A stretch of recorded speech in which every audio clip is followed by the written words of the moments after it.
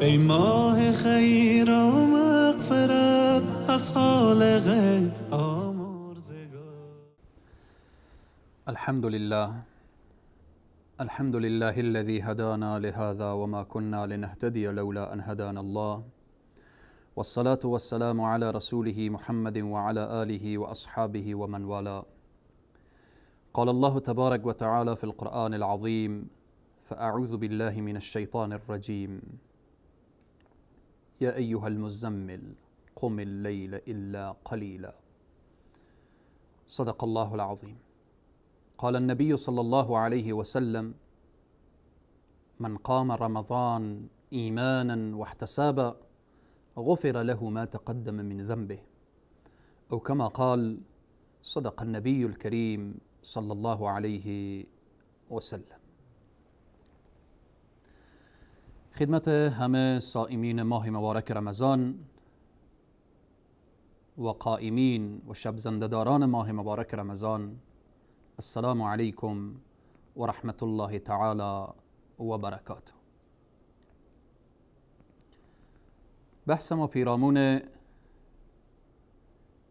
نمازهای شبهای رمضان هست، یا به عبارت دیگر پیرامون قیام اللیل، پیرامون تهجد، پیرامون نماز تراویح، به هر حال نمازهایی که در شب خوانده میشه در ماه مبارک رمضان. ماه مبارک رمضان همانطوری که روزش انسان در صیام هست و میدانه که این روزه دستور الله سبحانه و تعالی بوده، همچنین الله سبحانه و تعالی خیر و برکات در شبهای ماه مبارک رمضان هم گذاشته. سیدنا ابو هریره رضی الله عنه روایت میکنند. سیدنا ابو هریره میفرمایند: کان رسول صلی الله علیه و سلم، رسول اکرم صلی الله علیه و سلم بودن یرغب فی قیام رمضان، ترغیب میدادن، تشویق میکردن در قیام، شب زنده‌داری ماه مبارک رمضان. شما میدانید مسئله عبادت در شب فضائل خاص خود را داره و دوستان الله سبحانه و تعالی به هر مقامی که رسیدن، با اون مناجاتی که در شب داشتن، با اون راز و نیازی که در شب داشتن، در او خلوتهای شب با پروردگار خیش راز و نیاز می کردن. خواجه انصار شیخ الاسلام ابو اسماعیل هیروی چه زیبا می فرمایند رحمه الله.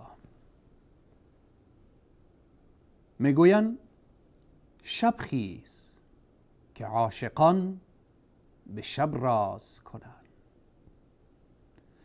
شب خیز که عاشقان به شب راز کنند، گرد در بام دوست پرواز کنند.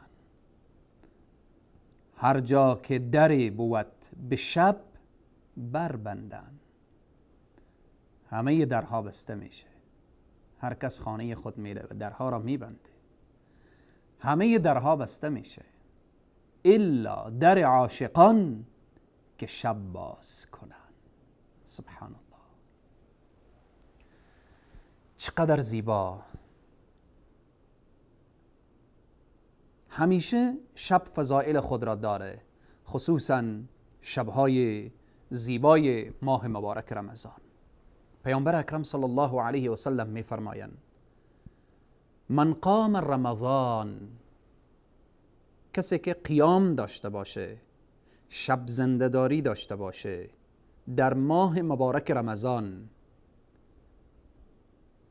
ایمانا و احتسابا، از روی ایمان و از روی اخلاص، نه اینکه شب را بیدار باشه با لهو و لعب، نه اینکه شب را بیدار باشه در حرف زدن حرفهای بیهوده، نه اینکه شب بیدار باشه به پای گناه و معصیت، نه اینکه شب بیدار باشه به خاطر عیش و نوش و استراحت، نه اینکه شب بیدار باشه به خاطر فلان و فلان و فلان، بلکه شب زنده‌داری داره از روی ایمان و از روی اخلاص.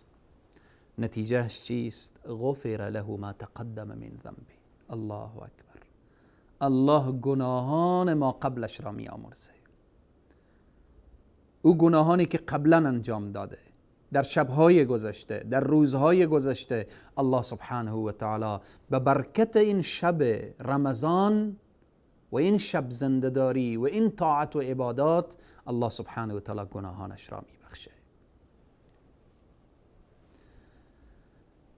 در حدیث دیگر پیامبر اکرم صلی الله علیه و سلم میفرمایند پیرامون قیام در شبهای رمضان که یکی از اون شبها شب قدر هست که بعداً مفصل توضیح داده میشه، پیرامون شب قدر رسول الله میفرمایند من قام لیلة القدر، کسی که شب زنده‌داری کنه شب قدر ایمانا و احتسابا غفر له ما تقدم من ذنبه.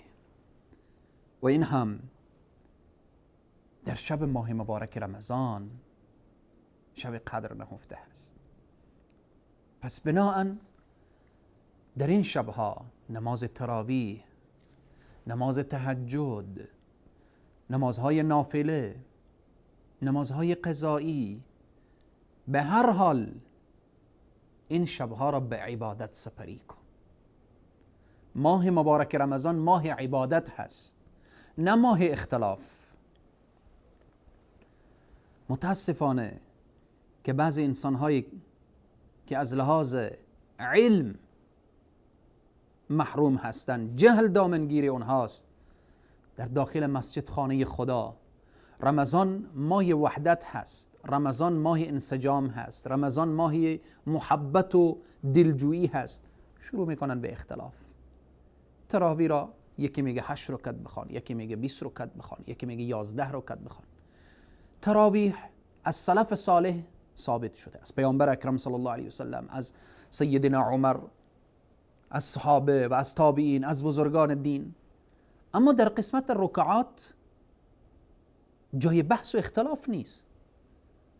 مسئله قیام هست، اینجا اخلاص مهمه. 100 رکعت بخوانی که اخلاص نبود، متابعت از رسول الله نبود، ارزش نداره. 8 رکعت هم که بخوانی که متابعت از رسول الله و اخلاص نبود، ارزش نداره. لیبلوکم ایکم احسن عملا. الله سبحانه و تعالی احسن خواسته از من و شما. پس بناهن این شب قیام هست، شب زنده‌داری هست، شب عبادت هست. حالا کسی 8 رکعت میخوانه، کسی 11 رکعت میخوانه، کسی 20 رکعت میخوانه، کسی 30 رکعت میخوانه، بیشتر میخوانه، کمتر میخوانه. اینجا جای اختلاف نیست. این ماه اختلاف نیست، ماه وحدته، ماه محبته، ماه دوستیه. پس به اینه که ما باید هدف و اصل و اساس رو بفهمیم و بدانیم. به اینه که به این شبها باید ما قیام داشته باشیم. این قیام ما نظر به ایمان ما هست، به قوت ما هست، به همت ما هست. پیامبر اکرم صلی الله علیه و سلم میفرمایند من صلی العشاء فی جماعت، کسی که نماز عشاء در جماعت خواند، فکأنما قام نصف اللیل، گویا که شب زنده‌داری کرده نصف شب را. و من صلی الصبح فی جماعت فکأنما صلی اللیل کله، گویا کل شب نماز خوانده. مهم اینه که به اخلاص خوانده بشه. پس خواهر مسلمان، برادر مسلمان، ما باید شبهای رمضان را مد نظر داشته باشیم. قیام اللیل، تهجد، نماز تراویح، تسبیح، سجده، همه این مسائل. ماه عبادت هست. اگر کسی مأمور هست نمیتونه کل شب بنشینه، حتی نماز عشا را با جماعت ادا کنه، نماز صبح با جماعت ادا کنه، فضیلت شب کسب میکنه، فضیلت میگیره. اما باز هم این دلیل نمیشه که من مصروفم و من کار دارم و من مأمور هستم. از فرصتهای رمضان باید استفاده کرد. فضیلت قیام در شبهای ماه مبارک رمضان. نماز همیشه فضیلت داره، خصوصا در شبهای ماه مبارک رمضان. بهترین وقت در شب ثلث شب هست که انسان شروع کنه به راز و نیاز با پروردگار بی نیاز. الله سبحانه و تعالی به صراحت میگه یا ایها المزمل قوم اللیل، برخیز در شب نماز بخوان، شب هست، از فرصتهای شب استفاده بکن. ده ها آیه دیگر داریم که الله سبحانه و تعالی به حبیب خود دستور میده که از شب استفاده بکن و در شب در سجده باش، به عبادت الله سبحانه و تعالی باش. رسول اکرم صلی الله علیه و سلم میفرمایند افضل الصلاة بعد الفریضه، بهترین نماز بعد از نمازهای فرض صلاة اللیل، نماز شب هست. در شب سحر هست. این ماه مبارک رمضان الله سبحانه و تعالی ما را به بهانه‌ای که بلند باش و غذا بخور میخواه که ما را شکار رحمت خود بگردانه. میخواه که الله سبحانه و تعالی ما را به دام رحمت خود بگیره. در وقت سحر الله سبحانه و تعالی بلا کیف به آسمان دنیا نزول میکنه، میای به این آسمان صدا میکنه یقول من یدعونی فاستجیب له، چی کسی از من طلب داره تا من اجابت بکنم؟ چی کسی مریضی داره تا من مریض او را شفا بدم؟ چی کسی قرض داره تا من قرض اون را برآورده بسازم؟ چی کسی مشکلات خانوادگی داره تا من مشکلاتش را حل کنم؟ چی کسی اولاد میخواد تا من برایش اولاد بدهم؟ چی کسی مشکلی داره که هیچ کس مشکلش را حل کرده نمیتوانه که من مشکلش را حل کنم؟ این صدا و ندا وقت سحر هست و میفرماید من یسألونی فاعطی، چی کسی از من طلب داره، سوال داره تا من برایش بدهم؟ من یستغفرنی فاغفر له، چی کسی آمرزش میخواهد تا من او را ببخشم؟ ای انسان، آیا لازمه که انسان بره در دیگری را بکوبه؟ آیا لازمه که انسان بره جای دیگری گردن کج بکنه و زاری بکنه؟ وقتی چنین رب دارید، چنین ذاتی که الله لا اله الا هو الحی القیوم، حی هست، زنده هست، همیش نمیمیره، قیوم پابرجاست، لا تأخذه سنة ولا نوم، او را خواب نمیبره، یک پینکی هم نمیره. دست بلند بکن به سوی الله سبحانه و تعالی. پس به اینه که ما نباید فضائل شب، خصوصا شبهای به این عظمت و بزرگی که شبهای رمضان هست، ما اینها را به دست فراموشی بسپاریم. خواب همیشه هست. 11 ما را خوابیدیم، 11 ما را خوردیم و نوشیدیم، 11 ما را به هر سمت و سویی که دل ما میخواست رفتیم. ولی این ساعت و ثانیه رمضان را غنیمت بشمار. از جمله فضائل شب، خصوصا این شبهای ماه مبارک رمضان، الله سبحانه و تعالی می فرماید و من اللیل فاسجد له وصبحه لیلا طویلا. الله اکبر، الله اکبر. الله سبحانه و تعالی با پیامبر خود میگه و من اللیل فاسجد له، سجده کن برای الله، یعنی نماز بخوان. و صبحه لیلا طویلا، تسبیح بگو الله سبحانه و تعالی را، سر به سجده بگذار، بگو سبحان ربی الاعلا، بگو سبوح قدوس رب الملائکة والروح. الله اکبر.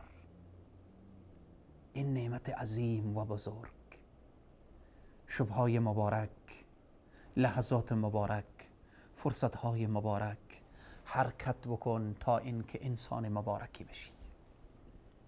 الله سبحانه و تعالی بر همه ما توفیق بده، توفیق بده تا اینکه قدر این شبهای مبارک و این لحظات و این فرصتها را بدانیم. الله به ما توفیق بده که این حدیث در ذهن ما باشه، فراموش نکرده باشیم. کدام حدیث بود؟ حدیث من قام رمضان ایمانا و احتسابا غفر له ما تقدم من ذنبه. کسی که شب زنده‌داری داشته باشه و قیام در شبهای رمضان داشته باشه و این قیامش از روی ایمان و اخلاص باشه، غفر له ما تقدم من ذنبه، الله می آمرزه، آمرزیده میشه گناهان ما قبلش. الله سبحانه و تعالی بر همه ما توفیق عبادت و بندگی ارزانی بفرماید. الله سبحانه و تعالی به ما توفیق بده تا اینکه در این ماه مبارک رمضان چنان شب زنده‌داری داشته باشیم که این برای ما عادت بشه که بعد از رمضان هم شبها با پروردگار خود لحظات خلوت داشته باشیم. و چی زیبا فرموده خواجه انصار: شب خیز که عاشقان به شب راز کنن. شب کار هر کس نیست، دوستان خدا هستند که الله می فرمایه و بالاسحار هم یستغفرون، در سحرگاه ها استغفار می کنن، راز و نیاز دارن. شب خیز که عاشقان به شب راز کنن، گرد در بام دوست پرواز کنن. هر جا که دری بود به شب بربندن، الا در عاشقان که شب باز کنن. الله سبحانه و تعالی طاعات و عبادات همه ما را مورد قبول درگاه خیش بگرداند. تا برنامه بعد شما را به خداوند کریم و رحیم می سپارم. والسلام علیکم و رحمت الله تعالی و برکاته. رمضان يا رمضان، رمضان يا رمضان، رمضان يا رمضان، رمضان يا رمضان. ای رحمت پروردگار، ای بر خزان دل بهار، ای ماه خیر و مغفرت از خالق آمرزگار. رمضان